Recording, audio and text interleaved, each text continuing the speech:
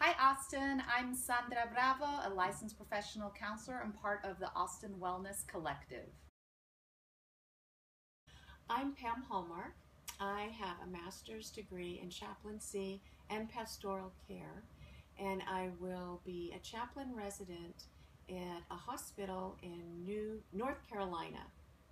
And I'm Lauren Greenwade. I am a forever student at the Seminary of the Southwest working on my chaplaincy degree. I've finished 3 years and have 2 more to go, but that's working full time.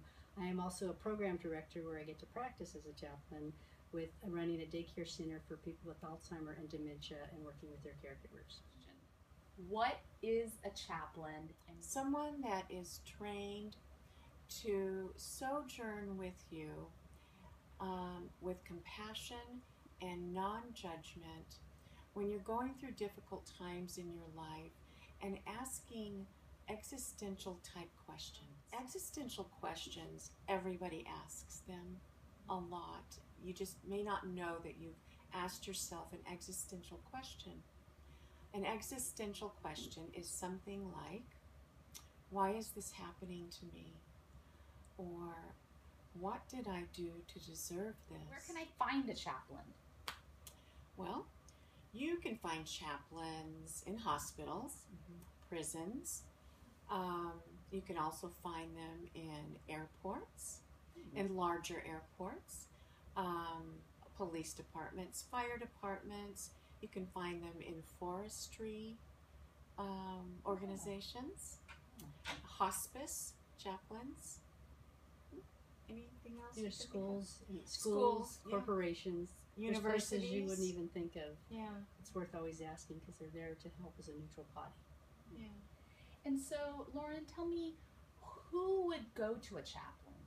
Anybody can go to a chaplain. I think a lot of people think chaplain makes it a religious thing, so it's only someone that's coming in to sell you Jesus, and that's not our jobs at all. We're not going to sell you Muhammad, and we're not going to sell you Abraham either. Our main thing is to be a neutral body that's there to listen, provide you a sacred space that you feel comfortable in. Stories will not be shared that you tell, and it's someone just to listen with you and help provide some tools that you might need along the way. And the whole thing is to be someone to support you. We all have stories. We all have wounds. And we're pretty much all in the same boat of humanity, and we all deserve compassion. Thank you.